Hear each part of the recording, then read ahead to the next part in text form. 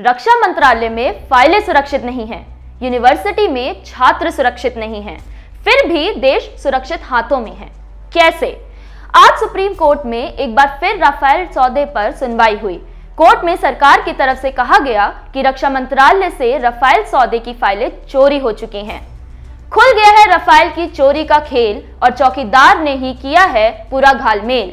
ऐसा कहना था कांग्रेस नेता रणदीप सुरजेवाला का, जब गोवा के स्वास्थ्य मंत्री विश्वजीत राणे का ऑडियो टेप लीक हुआ था।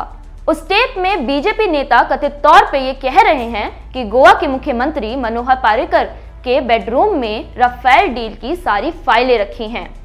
इसके बाद इंडिया टुडे को दिए एक इंटरव्यू में मनोहर पर्रिकर ने कहा था कि जो मीडिया संस्थान और विपक्षी दल राफेल के दाम पर सवाल उठा रहे हैं, क्या उन्होंने वो फाइलें देखी हैं? आज 6 मार्च को जब सुप्रीम कोर्ट में राफेल का मुद्दा दोबारा सांस ले रहा था, तब सरकार की ओर से सफाई देते हुए अटॉर्नी जनरल के वेणुगोपाल ने सुप्रीम कोर्ट में ये कहा कि राफेल से जुड़े दस्तावेज रक्षा मंत्रालय से या तो पूर्व या वर्तमान कर्मचारियों द्वारा चुराए गए थे।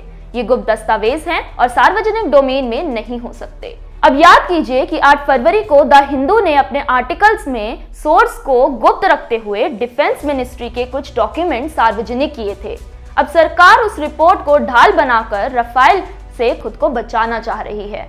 वेणुगोपाल ने कहा कि द हिंदू ने राफेल पर लिखे आर्टिकल्स द्वारा सुप्रीम कोर्ट के फैसले को बहकाने की कोशिश की है।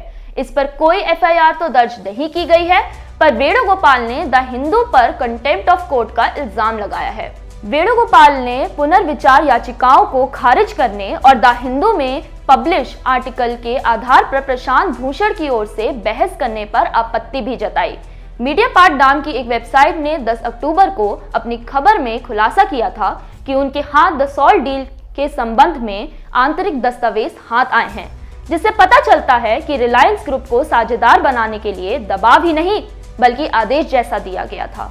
उनके हाथ लगे डॉक्यूमेंट में एक वरिष्ठ अधिकारी ने यह स्वीकार किया कि दसॉल्ट ग्रुप ने रिलायंस के साथ काम करना इसलिए स्वीकार किया क्योंकि इस डील को हासिल करने के लिए अनिवार्य रूप से और आदेश के लहजे में ये शर्त रखी गई थी, तभी जाकर लड़ाकू विमान की ये डील उन्हें मिली। मीडिया पार्ट ने इस शख्स का नाम लोइक सैगलन बताया है। एनडीटीवी से बात करते हुए मीडिया पार्ट के पत्रकार बताते हैं कि डॉक्यूमेंट के मुताबिक दसॉल्ट कंपनी में नंबर 2 के अधिकारी साफ तौर पर कहते हैं कि 36 राफेल का कॉन्ट्रैक्ट पाने के लिए नागपुर में रिलायंस के साथ साझेदारी में कंपनी बनाना जरूरी है। एयर स्ट्राइक के बाद 26 फरवरी 2019 को बीजेपी प्रवक्ता संबित पात्रा ने ट्वीट कर कहा कि देश सुरक्षित हाथों में है। अगर देश सुरक्षित हाथों में है तो अपने ही देश में ये कौन एंटी नेशनल है जिसने चौकीदार के घर पर ही डाका डाल दिया और चौकीदार को पता ही नहीं चला, या शायद चौकीदार तब विदेश यात्रा पे थे। क्या हो सकता है कि सरकार ने खुद इन दस्तावेजों की चोरी करवाई ताकि इस केस का रुख अपने हिसाब से बदला जा सके?